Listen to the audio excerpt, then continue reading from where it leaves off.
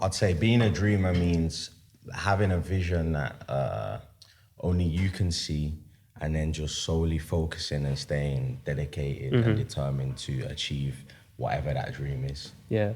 Yeah, that's what I'd say. Have you always had that kind of mentality? Do you know what? Yeah, when I So come a bit close to the mic. yeah. When I look back and I think to like the early stages of my life, I'd probably say, yeah, man. Okay. I could definitely see why I've got that mentality and how it kind of started for me. So, yeah. It's always been part of who you are. Yeah. I think it's always been part of who I am. Just growing up, I used to like watch MTV Cribs, and then from seeing people live a certain way so young, it exposed me to the fact that I know that people can achieve more. Do you know what I mean? Yeah. So when I'm in my like basic house that my mum and dad had, but I'm seeing it on TV, I'm starting to understand like, okay, there's more out there, and you know, people can have these things. So it all started from that, really, just understanding what's possible. So how did that mentality kind of get integrated into what you was doing with your brand? So fast forwarding a little bit, then when I did decide to start a brand, I think the mindset that I had was I was so passionate about what I wanted to do. So when I went into it, it was just no matter what obstacles come up, no matter what hurdles, I'm just gonna, I've got to get over them because I believe in what I'm doing and I can see the end goal. So I just understand that, you know, this is just a part, like a hurdle that I've got to get over to achieve ultimate success. So yeah. Yeah, I've been following you for a while. That's kind of at least from your social media, I get the sense that that's your mentality. Like you always count like obstacles and losses as part of the journey rather than seeing them as serious setbacks. Yeah, 100%. Failure is, I'm cool with failing. I don't mind. I understand that failure is part of the process. So, you know, for the first, even till now, I still make mistakes. And, you know, I just look at them as lessons. So, yeah, like it's cool to fail. Don't be scared to fail. When you do fail, just look at what went wrong, pick yourself back up, you know, analyze, and then just move forward again. So, yeah, man. So you started Hoodrich just over 5 years ago, 5.5 years ago, Yeah, something like that? August 2014 to be exact. So was this the first kind of venture that you had in this kind of realm, or was you doing something before that?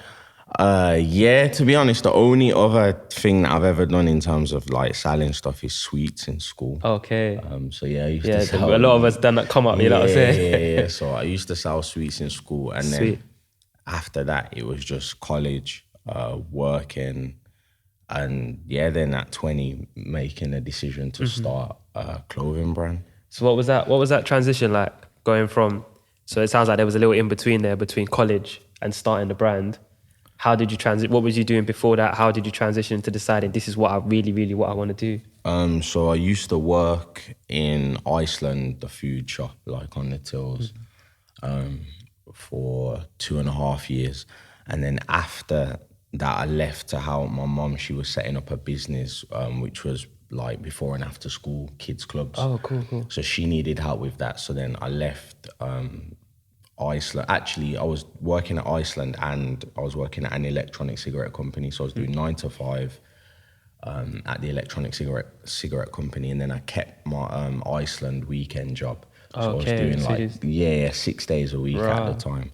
Then I left that to help my mum, and then when I was doing that, I just one day just said, you know what, I want to do my own thing and start my own brand.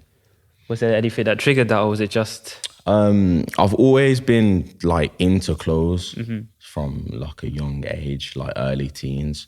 So it got to the point where I was spending all my money on like other people's brands or like, and I just thought, you know what, let me just start a brand and see how far I can take it. I'm obviously really into clothes because it's all I care about. I just sit online, buy clothes, go out shopping, just buy stuff.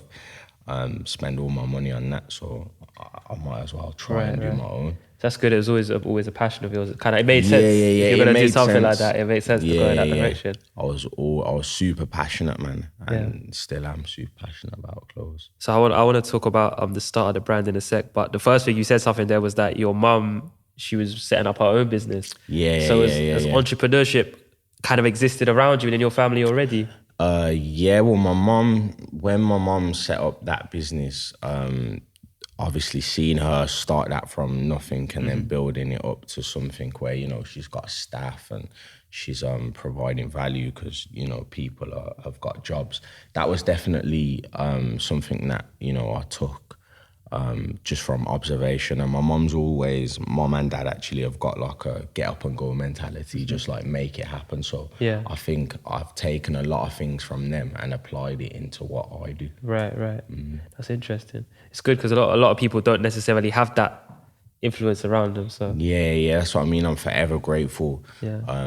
for that. And, just from them being good parents, they've showed me, how to work hard, how to go and, make something of yourself. Yeah. So, yeah.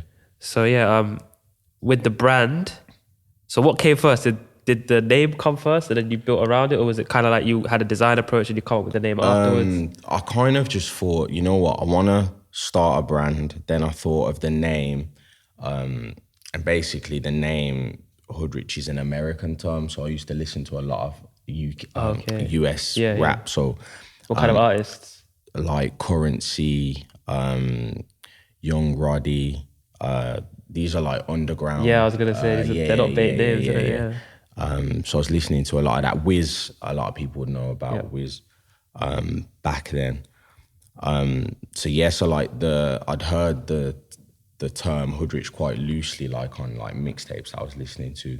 So I decided to Google the name on the Urban Dictionary, and yeah, man, it just kind of meant someone who's got nice things but doesn't save any money, doesn't really know what they're doing. I was like, oh, you know what, that relates to me. Let me use this name, but like flip it on its head and try and make something of myself. Yeah. So that's where the slogan "From Nothing to Something" came from. Okay. So, yeah, man. And then from there, just started doing research, Googling, going out, meeting different screen printers, learning about the process and just getting stuck in, just doing whatever it took to just push the brand forward every day. So you was a very like an action-based individual, it's like you have the idea, now we've got to go out and actually do tangible things and see what we can make from it. Yeah, because I didn't have no business experience, no experience of running a brand. I didn't know what I was doing. I just literally wanted to start this brand, so I just had to start,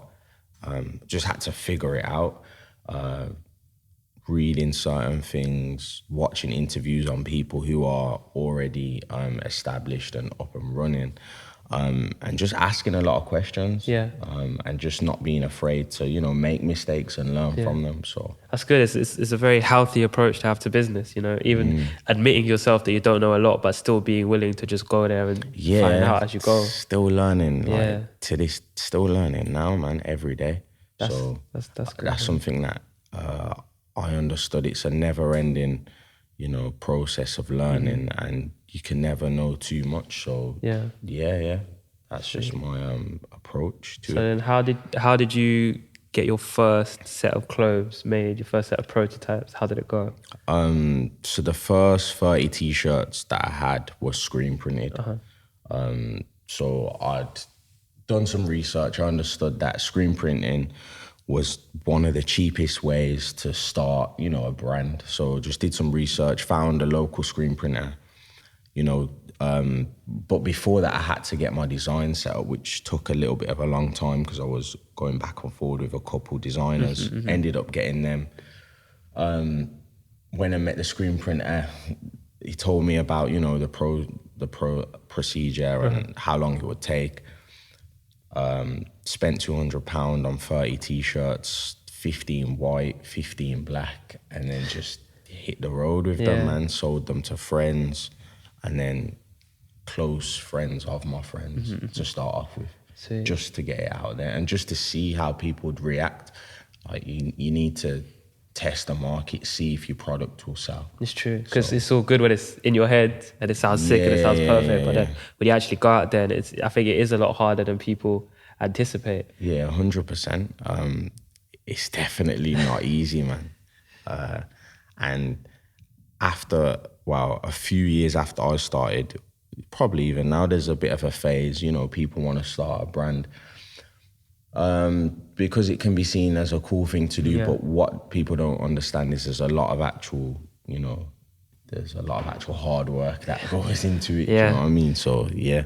I think people think, they just get the logo, slap it on a t-shirt, get a couple influencers to wear it, and the brand's booming. That's a misconception. It's not the case at all. There's so much more elements to running and, having a clothing line that's of a certain level. And what kind of things did you notice when you first started that maybe you didn't anticipate if you didn't have that mindset already? In terms of, what do you mean in terms of like? So like, what kind of, I guess, hurdles at the very beginning did you have just because of your lack of knowledge or experience in the industry? So many. So how to like relabel clothing, because when I was getting clothes, it was just stock, so it didn't have any like labeling. So you want to make the clothes, branded. So I wanted Hoodrich labels in there, so you have to figure out that. Just stock, general stock, like how much stock to order, how to manage stock, learning how to send, things out. I know it sounds like little, but knowing all the rates, knowing what to charge on delivery, setting up a website, just so much. Speaking to, the guy who's screen printing my stuff, managing when I'm going to have stock, promoting stock, because obviously I was doing everything like Instagram, organising the shoots. When you've never done it before, it can be, hard, but you just have to ask a lot of questions and just go around, have a good attitude, understand that it's going to take a long time because you don't know everything just yet. And just getting stuck in. Yeah. So did you? I've seen you talk a lot on Instagram about you've always had a good team around you. Was that the case at the start, or was that something that kind of built over time? So for the first 3.5 years, I was doing everything on my own. Okay. But before then, like I started to, I'd have help from like my girlfriend, Ollie, who shoots all my videos. He started to work with me like 2 years into my journey. So I've had people around me, but they've not been part of the team full time, if that makes sense. Yeah. They've just helped me like as and when I've needed. Okay, help. Right. But yeah, now we're in a position where we've got a good team and we're ready to expand and just. Yeah, because 3.5 years as a one-man army, that's difficult. But what happens is you can only, when I did it for 3.5 years, I was doing, just assessing where I was at as a person and where the brand was at. Yeah. And, you can only take it so far. So there's no point in carrying on as a one-man band and getting only so far down the road. I understood that I needed to bring more people in so the brand could really evolve and expand. Because there's certain limitations, isn't there? There's only so much you can do. And as you said even earlier, it's like knowing when to ask for help, when to ask questions, when to, find someone that can do this part better than you can, or maybe not even better, just more efficiently than you can. Yeah, definitely. Because one thing that I've dreamed about is just having a business that is run efficiently, because I believe that it doesn't need to be complicated. So I'm a big procedures man. I want to make sure all the procedures in the business are, tight, and then once you've got the procedures in place, the business runs a lot smoother. And are you at a point like that at the moment? Do you feel like it's running smooth? Yeah. We're getting there, we're getting there. It's a constant process, I'm assuming. Yeah. We're taking on 2 new people at the start of March, so that's going to make a big difference to how the brand operates. How big is the team at the moment, roughly? The team is 11 people. Okay.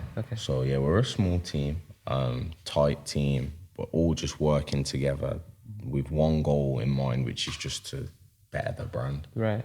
And see how far we can take it. Interesting, man. Interesting. In terms of the design of the clothing, how involved are you? Is that something you're heavily involved in, or now do you have design people that kind of do a lot of that for you?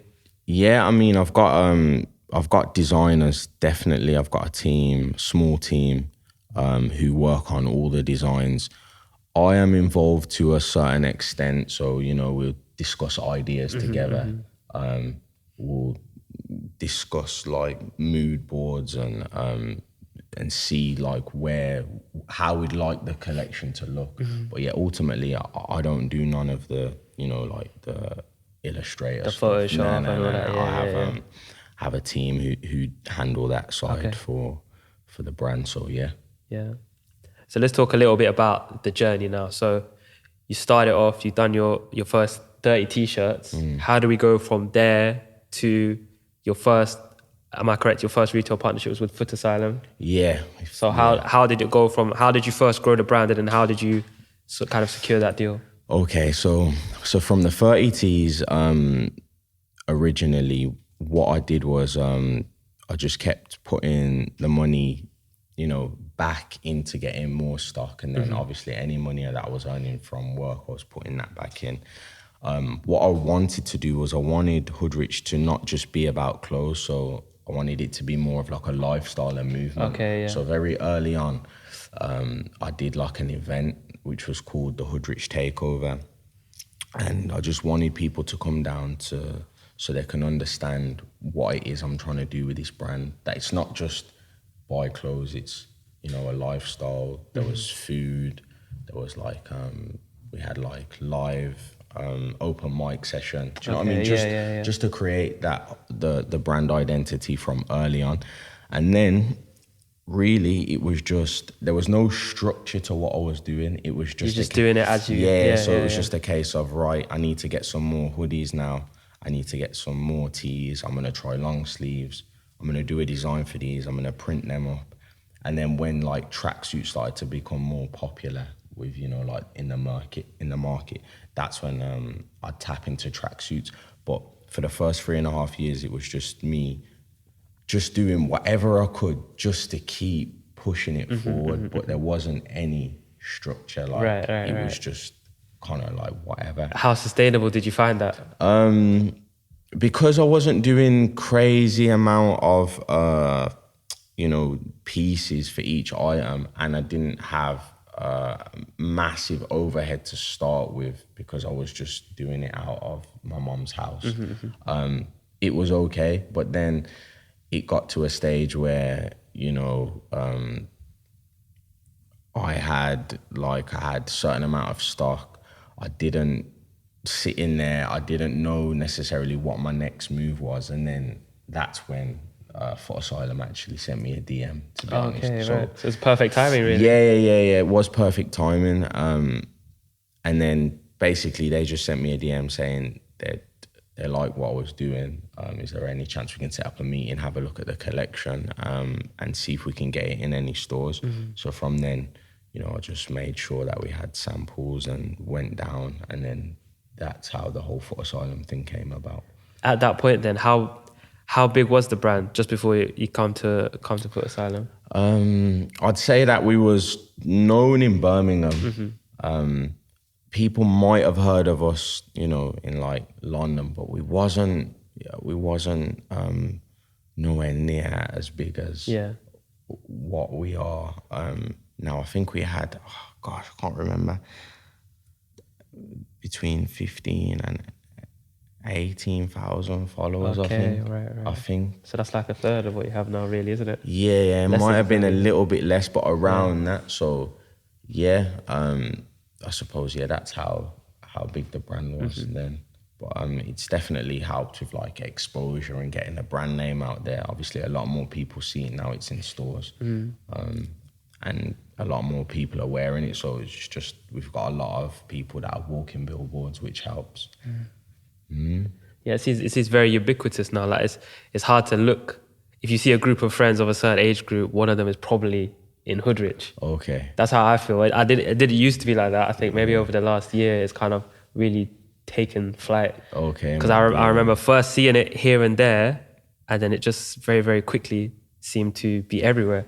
Did you experience that from your side of things as well? Do you know what? Yeah, because there was a stage where I was just in the office working a lot, and when I'd see close people or people that I knew and like close friends, they'd always say to me, "Oh, Jay, I'm seeing it everywhere now. I'm seeing it about." But there was a period of time where I wasn't seeing it. Like people would say they go to town and they'd see it in town, but when I used to go to town, I'd like, nah, I didn't see it. But as of like recently, the last like 4 months, if I do go out, the chances of me seeing it is high. And yeah, man, it just motivates me even more just to keep going. And it just lets me know that what I started 5 years ago is working and people do like what I'm doing. So it gives me that confidence boost. You said as well that